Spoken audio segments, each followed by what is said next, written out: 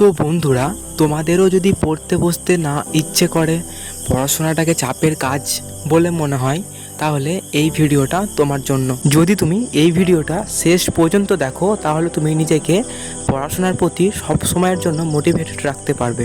আসলে আমরা পড়াশোনাটাকে চাপের কাজ হিসেবে মনে করি, পড়াশোনার মধ্যে কোনো ইন্টারেস্টই খুঁজে পাই না।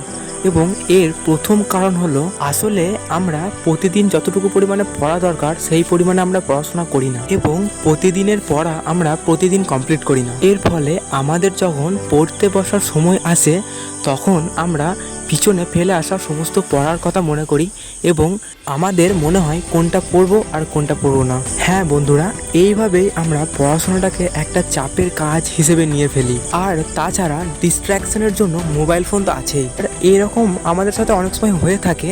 দেখবে, মনে করো তুমি পড়ার কোনো বিষয় ফোনে সার্চ করার জন্য ফোনটা একবার হাতে নিলে, এবং কখন যে ফেসবুকে ঢুকে গেলে এবং স্ক্রল করতে শুরু করে দিলে নিজেই বুঝতে পারছো না।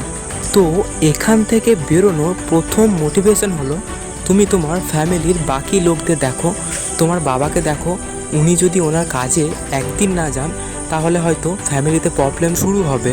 তোমার মাকে দেখো, উনি যদি একদিন রান্না না করেন, তাহলে ফ্যামিলিতে হয়তো কেউই খেতেই পাবে না। তো ওনাদেরকে ওনাদের কাজ করতেই হবে। এইবার নিজের দিকে তাকাও, তুমি কি তোমার কাজ সঠিক পরিমাণে করছো? তুমি কি পর্যাপ্ত পরিমাণে পড়াশোনা করছো না?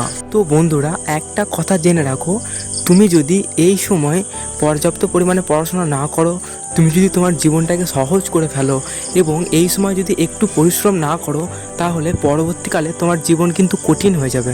এবং তুমি যদি এখন পড়াশোনা করো, এখন যদি পর্যাপ্ত পরিমাণে পরিশ্রম করো, তাহলে তুমি পরবর্তীকালে কোনো ভালো জায়গায় যেতে পারবে এবং তুমি জীবনটাকে সহজভাবে লিড করতে পারবে। তো সিদ্ধান্ত তোমার।